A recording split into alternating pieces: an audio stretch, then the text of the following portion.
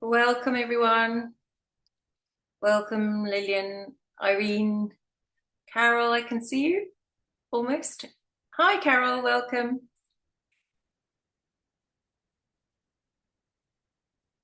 Just while we're waiting for everyone to arrive, I'd love to know where you all are. If you feel like it, you could pop your country in the chat.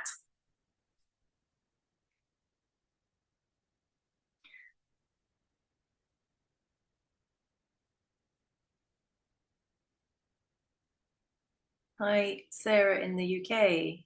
I'm in New Zealand. We've got people from all around the world registered today. Exciting.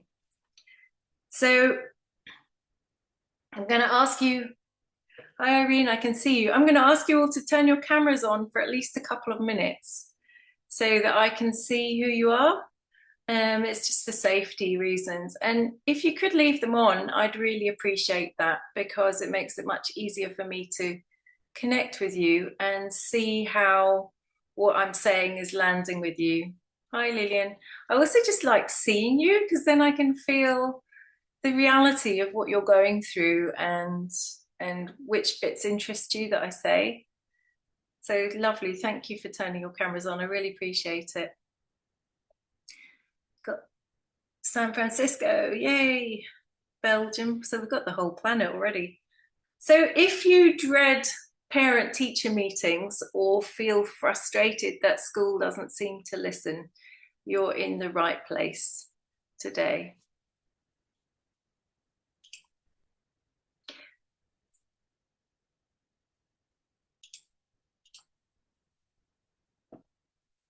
What's the first word that comes to mind for you when you think of attending a meeting with your child's teacher or even the principal?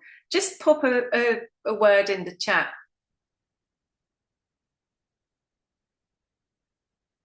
For me, it's dread.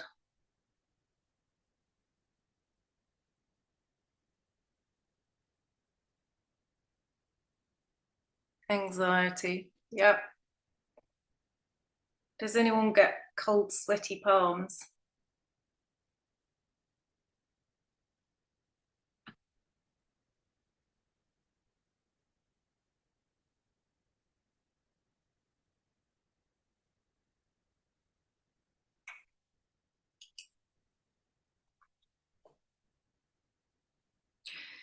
Pop a yes in the chat if you've ever felt like, oh, we've got a defensive person. If you've, yes, if you've ever felt like you're not being taken seriously as an advocate for your child's needs.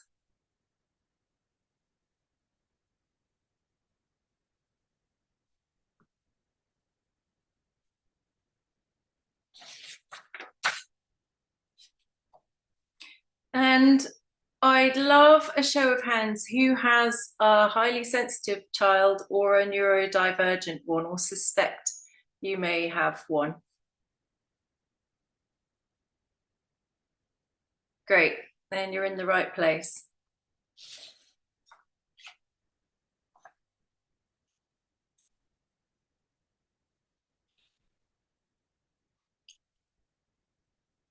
One person still joining. I'm just going to share my screen.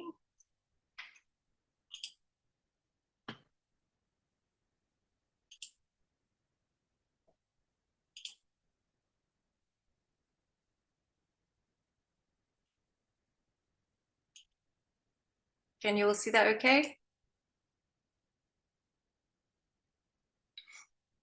So, welcome everyone. Welcome to Parent Teacher Meetings Made Easy and learning how to speak up for your child. So, this is a photo of the organic farm which I got to build and look after, which gave me such a deep connection to myself. Nature's always been my most amazing support and teacher. And just before we start, I'm going to take a moment to call in the sacred energies that work with me and through me.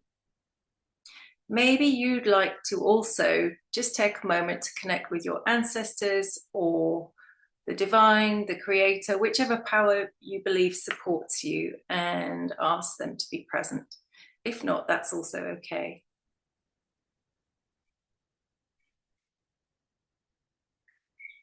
And let's just take a moment together to send gratitude for our lives. And a thank you to our parents and their parents. No matter what your relationship is or was, they did their best, and without them, we wouldn't exist. So this is a safe and confidential space for everyone today.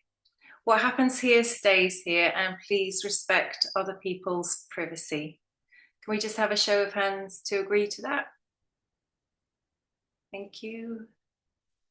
Great, thanks. I'm also going to ask you to put aside your despair and your frustration. Can you just allow yourself to be curious and playful for half an hour instead of defensive or whatever else? I'm going to ask you not to beat yourself up when you learn new information. Parents are notoriously hard on themselves, and you have enough on your plates anyway. So you came here to learn and grow. So the things I'm going to tell you today, you probably couldn't have known before. Please promise you won't beat yourself up. Can you agree to that? Yeah, I see some nodding. Great. Okay. So, oops, that's not what happens. Welcome everyone. I'm so glad you could join me today. I'm MIra Watson. I'm a highly sensitive parenting mentor, and I've been working with differently wired children for more than 30 years as a tutor, firstly. I'm also qualified in craniosacral therapy. I'm a family constellation practitioner, and I'm trauma trained. I work with the parents of children in the Green School in Bali for 18 consecutive years. It's a school where a lot of children who are sensitive, ADHD, and all sorts of neurodivergent go, because it's a nature school where the classrooms are half inside, half outside, which really supports them. So right now, I live in New Zealand with an ADHD partner, one highly sensitive child, and 2 more neurodivergent stepchildren. I'm incredibly grateful that I know who I am today. I embrace my gifts and talents, but it wasn't always this way. So I'm just going to turn my share off for a minute so that I can talk to you a bit about my own story. So I want to share some of my journey with you today so that you get some context for where I'm coming from when I talk about parent-teacher meetings. As a child, I found school completely overwhelming. I often couldn't speak, I couldn't respond, I physically froze, and I was trapped in silence while the kids, teachers, and objects moved around me. At times I was bright and alert, but by 9 I'd started failing. My teacher called me stupid, and my parents were told the same. However, my parents fortunately didn't feel that was the case and had me assessed. And they learned that I was high-functioning Asperger's with a high IQ, but they never told me. I was also obviously highly sensitive, I realize now, but that wasn't a thing back then. Nobody talked about it. A private tutor changed everything for me. Away from the chaos of the classroom, I thrived. I remember after I started tutoring, I went back to school, and at age 10 or 11, we used to have these times tables and spelling tests where the teacher would bang down the paper on the desk. You had to start, and as soon as you finished, you stood up. It was a race. And I started finishing before not only everyone else, but also beating the teacher. But the teacher shamed me for finishing first. It was completely confusing. As I stood there alone, I remember the teacher glaring at me, and I was so confused. I was supposed to be fast, wasn't I? What had I done wrong now? I wanted the ground to swallow me up, and I felt wrong for being dumb. Then I felt wrong for being smart, and I felt totally humiliated in front of my classmates and alone. I also felt very angry. At home, my parents didn't know how to advocate for me. In school, I was drowning in noise, in emotional cruelty from the other kids, and expectations that didn't fit me. I was forced into a system that wanted to normalize me. I struggled, not because I lacked intelligence, but because no one fought for what I needed in order to become myself. Looking back, I didn't need to be good at everything. I needed someone to recognize my strengths, my creativity, and to help me find my path instead of forcing me into theirs. Now I help parents do what mine couldn't. I show them how to recognize their child's unique needs, how to advocate for them in school, and how to give them the emotional support they need to thrive. If my parents had had the answers, it might have been a very different story for me. And times are changing, thankfully. I know in my heart that no child should be made to feel the way I did just for being. Being shamed for who you essentially are is just wrong. No grades matter that much. We as parents have the power to change that. I don't want your child to go through what I experienced. Let's make sure your child is seen, heard, and supported. So,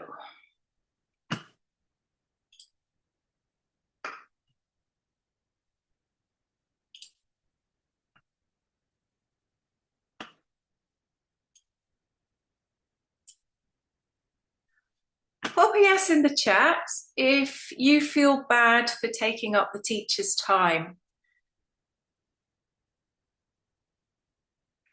or you feel like you're making too much of a fuss in parent-teacher meetings.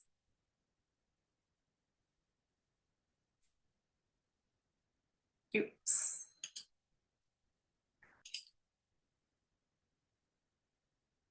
Yep.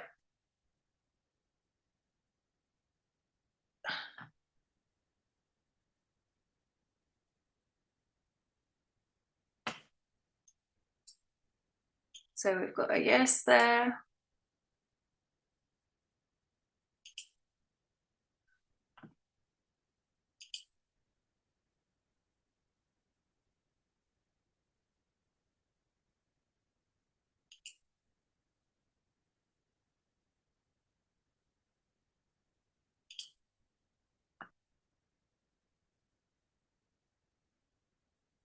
Can you see the screen? Just sorting out my tech here.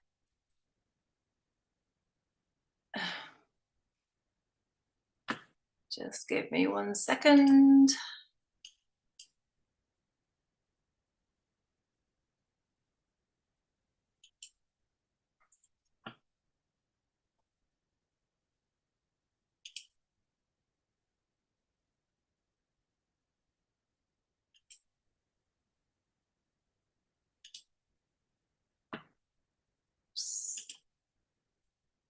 Right. So lots of parents feel kind of awkward, ashamed, too much, and they don't want to be labeled helicopter parents. So they hold back in meetings. Now, I want to put an end to parents, you guys who are here, people listening, an end to you feeling ashamed speaking up for your children. And I've put this cartoon up, which is kind of funny, but not really, to make that point. So you are too tree-ish, dear tree. Really? But I'm a tree. I just want to make a point that sticks, and I don't want you to ever forget. High sensitivity and neurodivergence are not conditions. They're not an illness that needs to be cured. In fact, attempts to change things usually make them worse. So 20% of the population are highly sensitive. That's 1 in 5.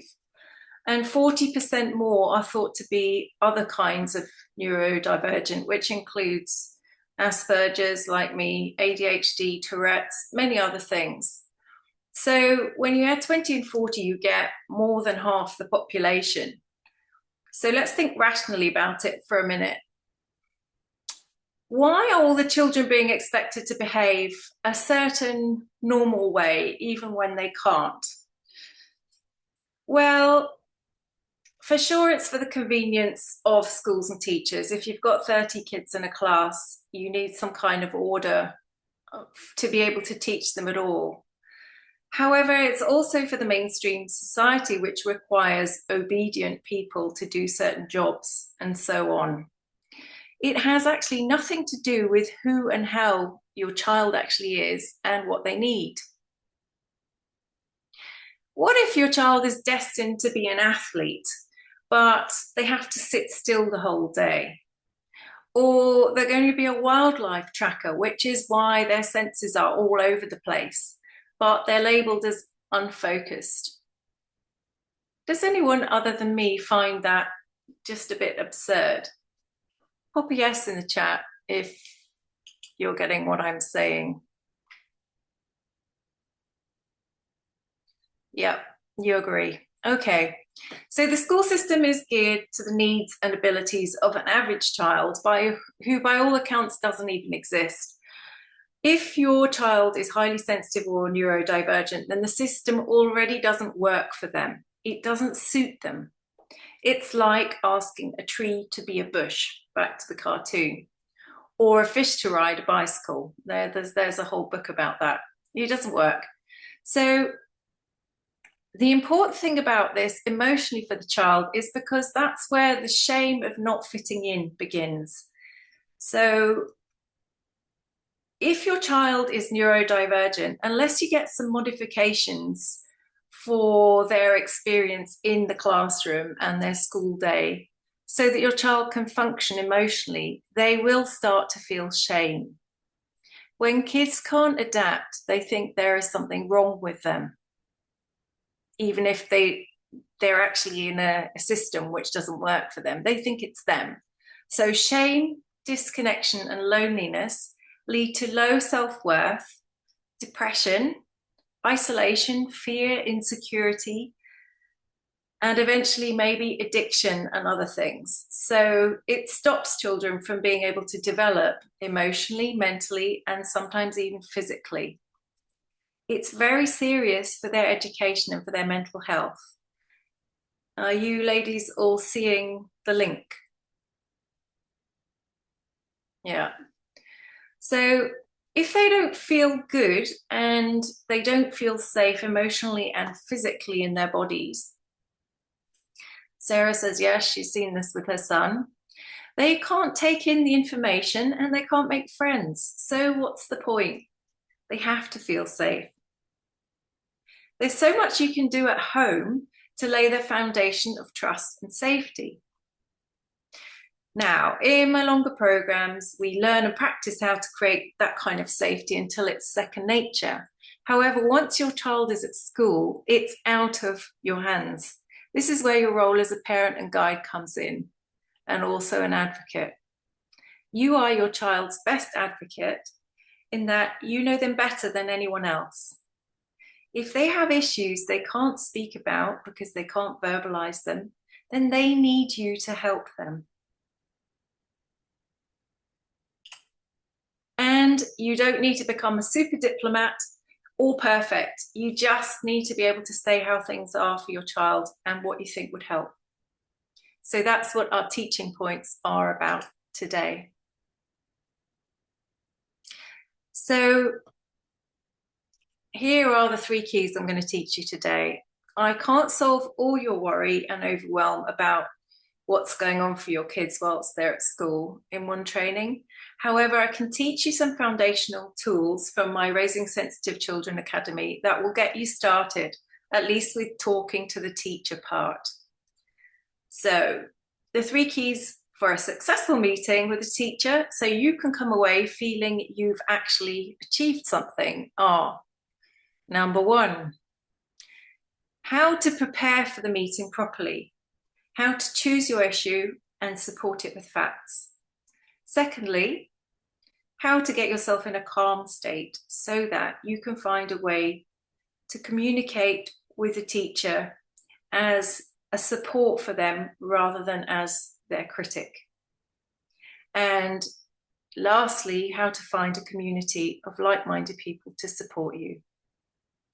When you master this simple 3-step process, your dread and cold sweats will immediately improve. And you'll also be able to turn that frustrated energy into positive action to move forwards. So you'll become the kind of parent that can speak up for your children in the way that you maybe wish yours had. And I know I certainly do wish that.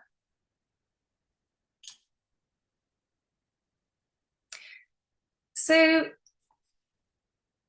what are some emotions that have arisen for you just before your parent-teacher meeting?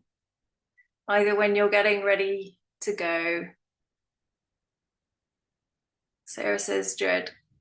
Carol says, I think we should all get reports before the meeting. Get all reports. Yeah, that's a good idea. Well, that could be your point that you want to suggest at the next meeting, Carol.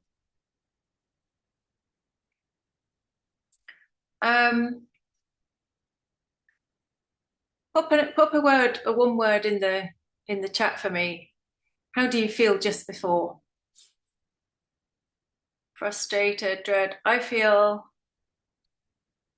like the question is, just before you go to the parent-teacher meeting, what emotion do you feel? What tends to come up for you? I feel my stomach does flips. You never know what's coming. Anxious. Yeah. Some people feel despair as well because they never get anywhere with them. Beautiful. Thank you. Because the first key that I want to share with you is how you can break away from those emotions. Despair. Many of us have probably been to meetings where we felt uninformed or dismissed or afraid to speak up. So instead of just relying on the teachers to inform you, what I'm going to suggest is that you actually go with a clear issue that you want to discuss. So preparation is the key. To be confident and to be calm when you get there, you need to actually prepare properly. And what really changes things is to just focus on one aspect. So I'm going to ask you all right now to choose the most important and most urgent issue for one of your children. If you've got more than one, don't do them all at once. Choose the next one coming up and just write it down. The one thing that if you could get it changed or if it got better, it would really make a difference. The thing that always comes up. Would anyone like to share what they've written down with me? You could write it in the chat, or you could unmute yourself.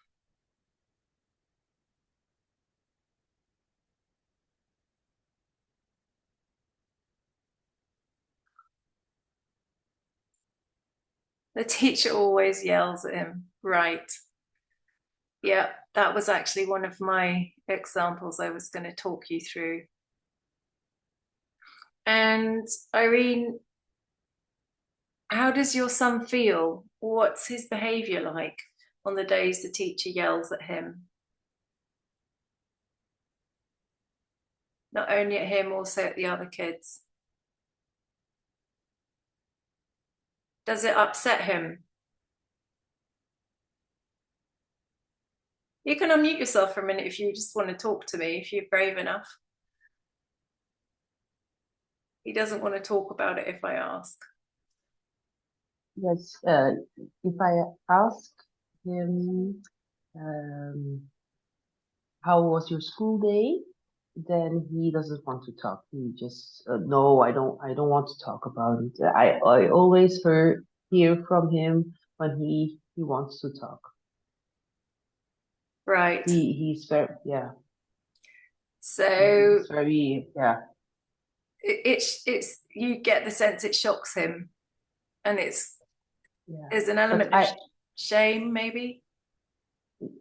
it is strange because he wants to make a present for her, and then he learned to how to naaien, So how to yeah sew, and then he sew a Christmas tree for her, and he in the end he says I love you. So I'm okay. like, okay, that's strange. I thought you were scared of her. But sometimes he said, oh no, I really don't want to. He has the same teacher for 4 years. Oh It's dear. not, yes, it's not normal, but it's just the way it happened because they Yeah. change grades, and then he has it for 4 years now, and we are like, oh God, please let it be the last year. Yeah. Okay, thanks. Thanks for sharing. I'm going to talk you through what you could say to that teacher if you want to, or let's hope that he gets a different one quickly. But anyway, also for you to help you get his feelings and his sense of self straight again after that experience. So my little preparation process here has 3 steps. The first one is the issue. So your issue is your child getting yelled at by the teacher. Now, the teacher may not actually be yelling, the teacher may just be speaking in an angry voice, but a highly sensitive child will hear yelling. Most neurodivergent kids can't take that intensity of motion. So some shut down, some have emotional reactions. But I hear, if I talk with the other parents, they confirm it, so that Okay. their children says it as well. Okay, so it really So is a maybe, concrete issue. yes, Yeah, yes, I think so. Yeah, great. maybe they are high sensitive Maybe they as all well, huh? are, or maybe they're not. Anyway, we think the teacher Yeah, yells. okay. I got it. So the issue is how your child is responding when the teacher yells. So it's upsetting him. Um, and the second thing I would say is get the medical evidence or the science to back you up. Now, in the case of highly sensitive children, there's a book written by Elaine Aron on the highly sensitive child, which goes through many details of how their nervous system responds. Uh, so your evidence the for this particular example would simply be that when you yell at a highly sensitive child, they can't hear the words. They get smashed by the energy. You can probably get it in Dutch, Irene. It's been translated into like 20 languages, I think.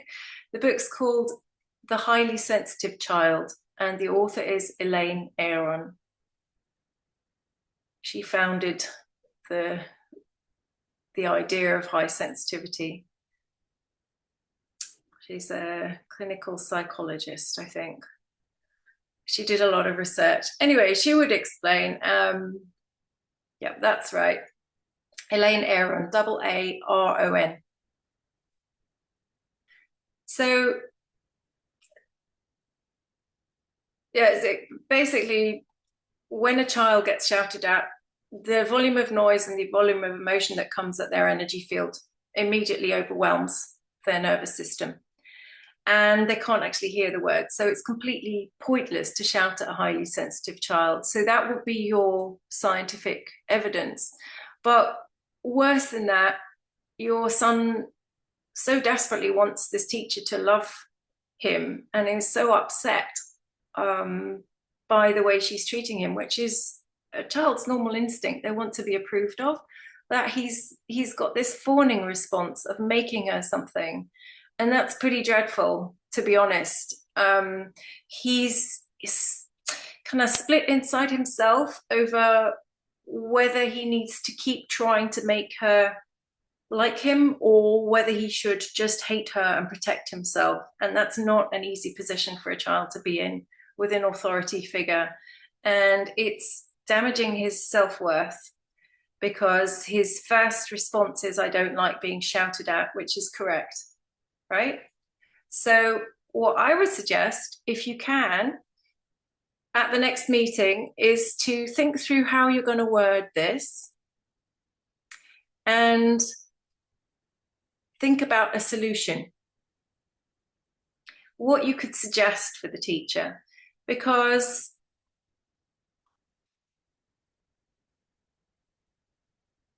if you just go and confront her with the behaviour, him or her,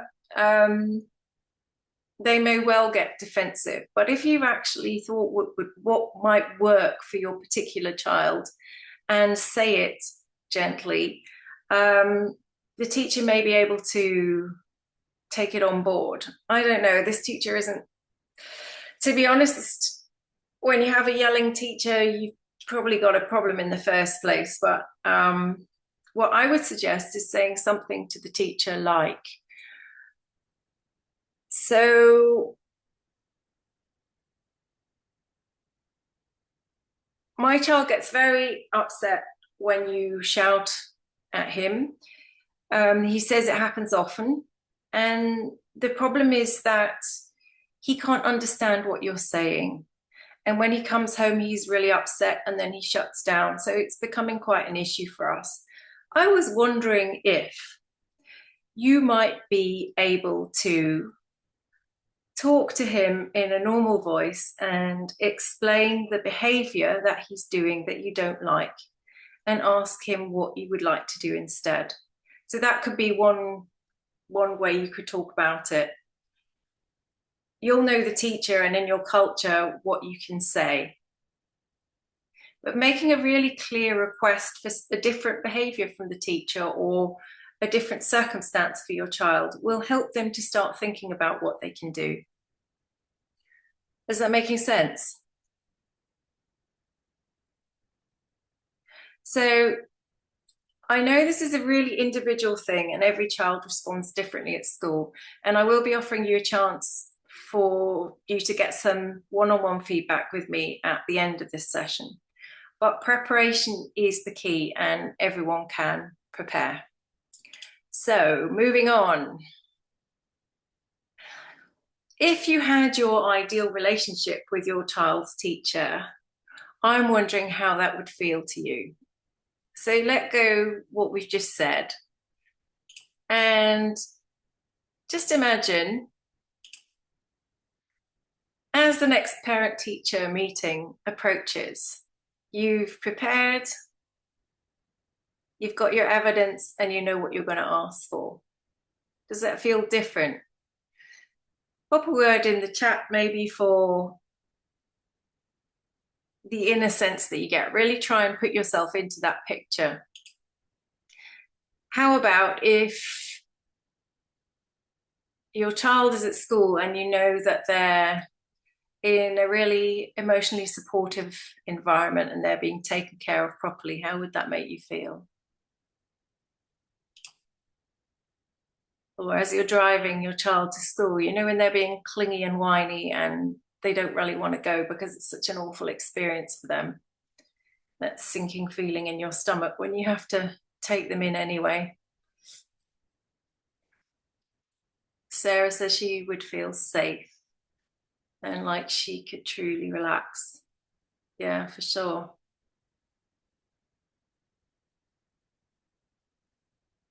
Personally, I would feel relieved. If that really were the case, that would be great. And can you just take a moment to really feel what it would be like when you can express your concerns and ask for changes to be made for your child so that you can work with the school and really trust them? When we get into that bodily experience, the peace. Great. And Irene would feel happy and at ease. Yeah. So what kind of relationship do you currently have? I think it was Carol who wrote in the chat that she feels defensive. Yeah. Being honest here is really important because it's what helps you realize the change that you can make. So I remember my parents getting dressed to go to school meetings, to parent-teacher meetings. I remember my mum putting on makeup, which she never did, and smart clothes. And there was this air of tension and pretense and formality and anticipation. And when they'd come home, it would be usually after I was supposed to be asleep, but I was always still awake because I was trying to feel their mood when they got back. I didn't know if I'd been told off again or what they'd been told. And I couldn't sleep that night. And then there'd be this sense the next day of relief that my parents had. And it was often tinged with a kind of phew, that's over feeling, but also a kind of sinking despair because they tell me either how well I was doing or how badly I was doing. But my hope was that something would change. And I think their hope was also that, but nobody really knew what to say or what to ask for. So remember, even if you feel like a total failure as a parent, and this is actually very normal for parents to feel like that, you are your child's best possible parent because your relationship is unique and you know them.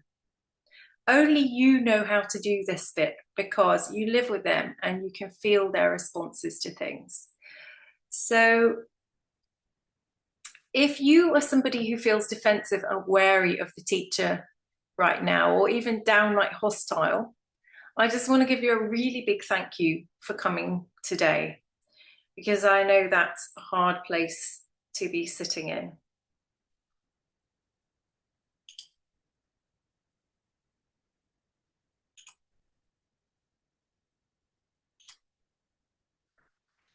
So here we are. We're going to go to the meeting. So to have that really good relationship that you want, even if you can't stand the teacher, I'm going to ask, would you be open to behaving as if they were an ally and seeing what the outcome is? Yep, we've got some maybes over there.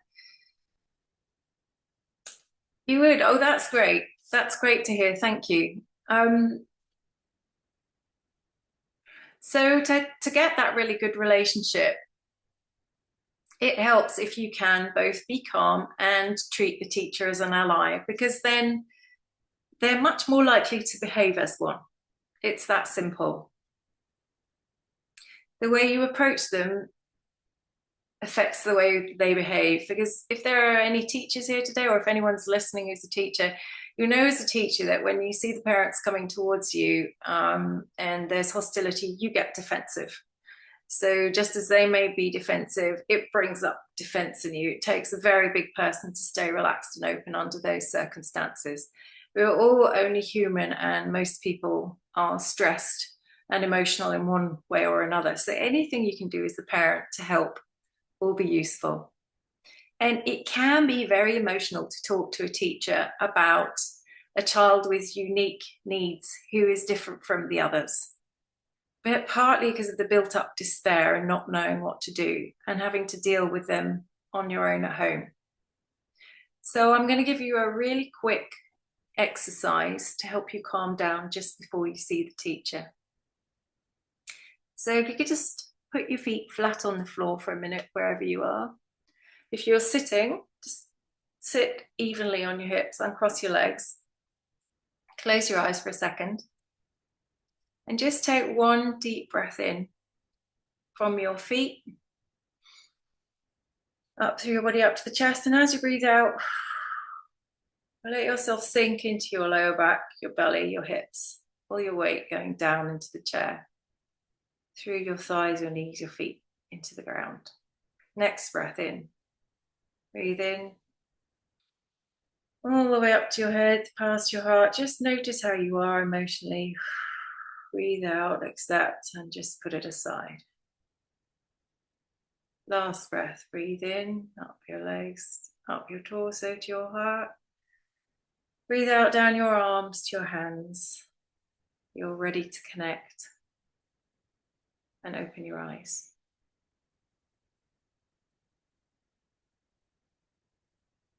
Yeah, beautiful, thank you. So you may notice you feel a bit clearer. It's just 3 breaths. You can do this anytime. So the reason I asked you to choose an issue, prepare evidence, and have a solution in mind is because when you do that, you're actually supporting both your child and the teacher. So no matter what you think, the teacher does actually want the best for your child. That's beyond dispute. It's just a given. They wouldn't be in their role otherwise. But they might not have the resources to figure out for each child in the class what would work for them, or to pay attention at that level. So by being clear and preparing, you actually make success a realistic possibility. For sure, they may have an agenda to teach a curriculum and to have your child stay still and quiet so they can teach.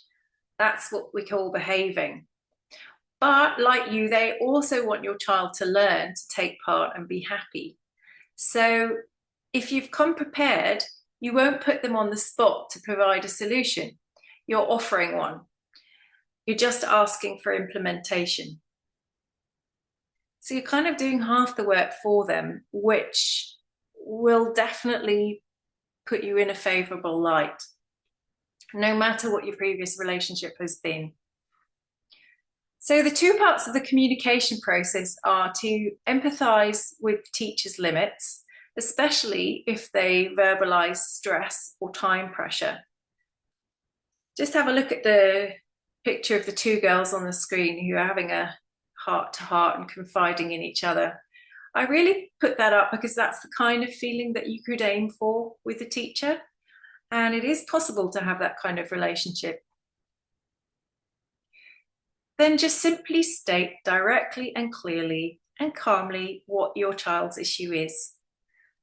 What either the medical evidence is that you've got, or your scientific evidence that you've gathered from your research. Just a sentence or 2, just as we were suggesting before.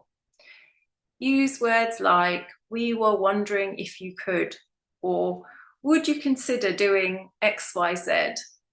We'll get a better response than just telling them what to do. You could practice role-playing this with your partner or with a friend. Would you consider? Yeah. Write it down, jot down would you consider along with your issue. You've seen parents cry. Yeah, I'm not surprised. It's all that stress. Can't be easy for the teacher either to hold that. Wow, it's a lot of responsibility. So, for example, Sarah's cried at meetings too, goodness. In Irene's case, let's just make this one up. Let's do a little role play. So I'm the parents now. We'd like to talk to you about Sam's upset when he's disciplined. He can't stand it when you shout at him. He masks it at school, but he tells us about it when he comes home. What goes on for him is he's unconsolable. He tells us he's bad. And recently he started to threaten suicide because he says he's a bad boy. Now, you might think that I'm exaggerating, but I've had a number of parents recently talking to me about their children talking about killing themselves, age 6 or 7, which they may just have picked up from other children. But on the other hand, it's an indicator of how bad they're feeling about themselves. Let's hope they're not meaning it, but they're trying to say that they're feeling really bad.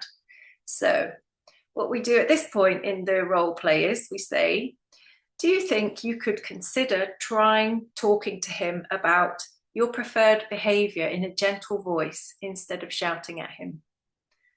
And you can probably see that there is a good chance that a reasonable teacher will try to get on board once they realise the effect that they're having on the child, even if it takes them some time and practice to shift their behaviour. So when you approach a teacher as an ally in this way, the majority will be relieved to see your caring and proactiveness. And they may also come up with other ideas of their own, because they are also with your child daily. Ultimately, getting their participation is to their advantage too, as they'll have one less disruptive child in class.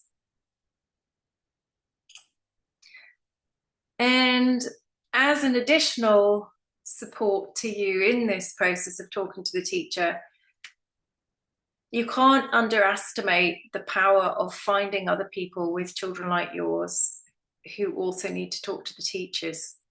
Connecting with other parents facing similar challenges can really give you not only emotional but also practical support and help you to feel less isolated and just more understood as a human on the journey. So keep remembering when you're looking for support that your children don't fit into the system anyway. So if they're going to get through it and attend, you really do need to keep on working to modify it for them.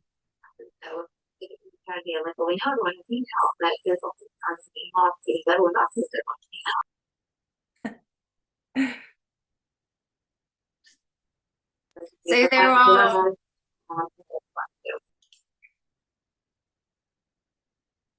there are local and online support groups or communities which are tailored to parents with unique needs and learning differences.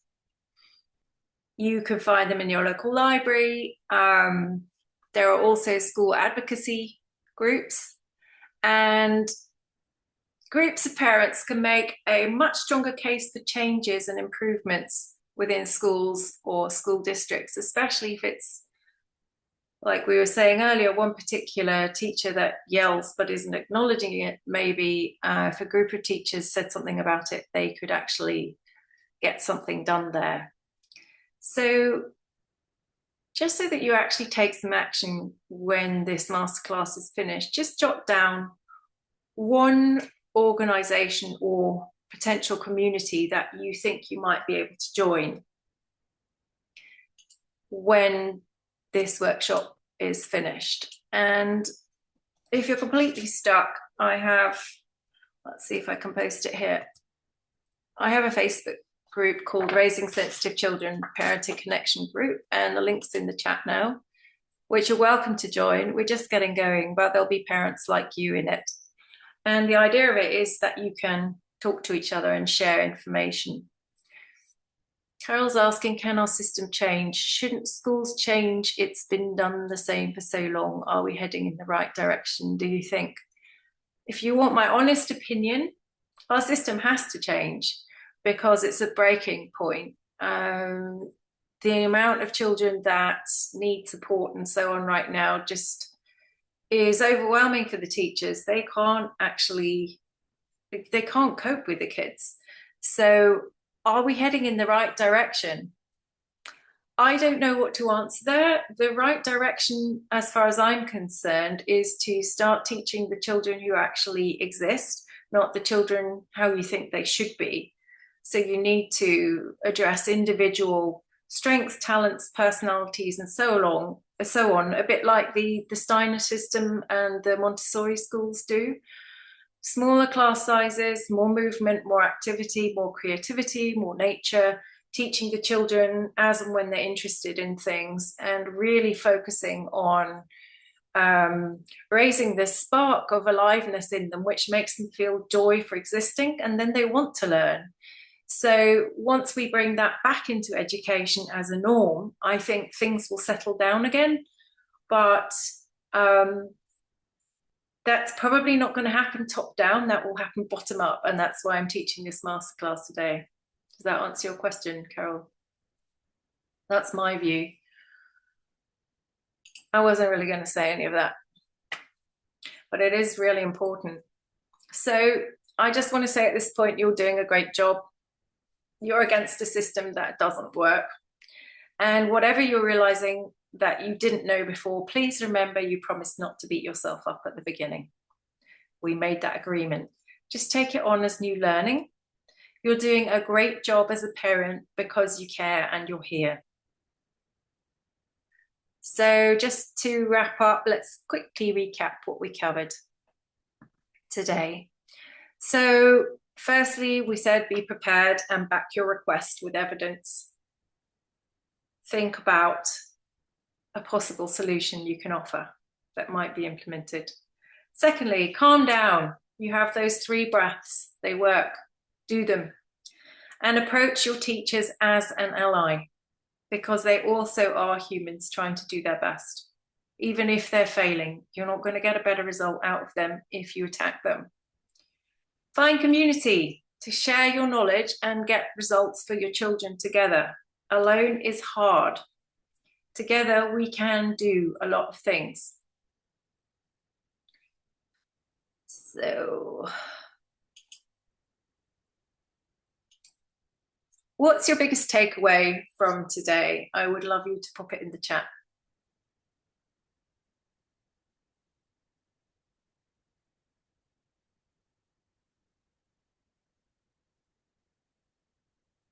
Finding the right community. Try to be there. Like, great, Carol. That's a real shift from being defensive. Excellent. Because you know your kids and you can feel what they need. And when you can put it into words, you can help them. Brilliant.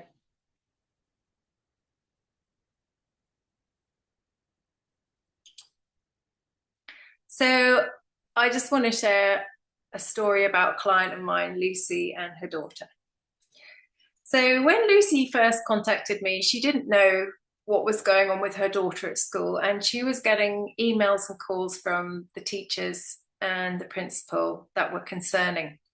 So I took Lucy through my proven parenting process to support her in identifying the most important issue to address first with the school, just like I've talked to you today about. And we worked through her feelings.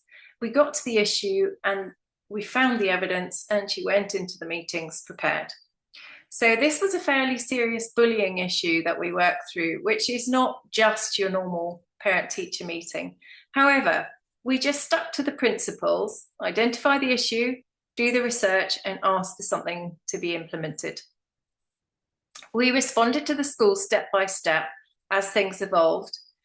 Since her daughter had ADHD and was highly sensitive, a lot of similar issues were being addressed as in a normal parent-teacher consultation. And learning to see the teachers as allies and speaking clearly and confidently got her really fast results. In fact, she surprised herself by not being a crying, gibbering mess, as she put it. Lucy advocated for her daughter effectively and sincerely, and her daughter got what she needed. She even started telling her mum when things at school were bothering her, whereas previously she'd been withdrawn. So learning to talk to teachers effectively is not just a benefit to you as the parent, but also directly can affect your child's trust in you. Her daughter's confidence and mood soared, and her social problems dissolved, and her learning took off. She got prizes too. So this kind of result is not unique to my one client. No matter what you're struggling with, you can have these results too. My proven framework is a tested process for identifying child issues and resolving them, and it works. So what I've seen is that when mothers and fathers get support on their journey and commit to it, a few things happen. First, you stop reacting so strongly when you're preparing for the parent-teacher meeting, or worse, when you're summoned to school. Secondly, you'll learn a different way of understanding your children, which changes the way you respond to them and instantly calms them down and makes them feel safe. And third, as soon as they do this, the children start to do better at school and socially. so confidence increases and the whole of family life is easier when they feel safe and calm. Having someone like me by your side that you can ask questions to as you go along and when the issues come up really helps in navigating the complexities of raising a sensitive child or a neurodivergent one with more ease. I'm committed to helping as many parents as possible become confident in knowing how to support their children to find their own unique answers and for the children to feel happy about who they are, not just at home, but also at school. So I realise you may have come to the masterclass today with a very specific burning question about talking to teachers about your child that hasn't been answered directly. And if that's the case, then please relax, because in a minute I'll be offering you an individualised chance to get a mini plan with me that's unique to you and your child. And I can offer you those personalised details then that I'm not always able to offer in these larger group settings. So I was also originally planning to talk about 504s and IEPs today, but because the procedure is different in each country, it would actually make more sense for you to book a call if that's something specific you want to discuss. As you've probably realised, not many people understand why your children behave as they do. And if you don't become their greatest support, who will they have? So that's why I'm going to offer you a complimentary one-on-one session with me called the Behaviour Breakthrough Session. This is for you if you're wanting to support your child with an issue at school and you want to get the support to stop worrying so you can have enough energy at the end of your day to enjoy your life. It really breaks my heart that parents suffer at home as if they don't have enough on their plates because of emotional issues caused by school rules and school structure, which could so easily be modified to suit your child better. I'd like to help you explore how to communicate to your child's teacher, how to give your amazing child what they need to learn and grow. I want your home life to be happier so you can enjoy being a parent, not just be exhausted.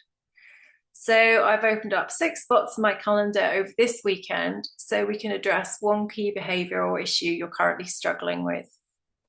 When you join me for a personalised behaviour breakthrough session, we'll create an individual plan together for your next parent-teacher meeting to be stress-free, prepared and easy. So we'll do what we've done today. We'll identify your issue, find the cause, make a compelling case and decide what to ask for. In this session, we'll also explore if the Raising Sensitive Children Academy is the right fit to help you understand and support your child's unique needs so that you can have their back and help them shine. So to take the first step towards this transformation, just head over to that calendar link that Sarah's put in the chat to secure your spot. So those spots are available on a first come, first served basis.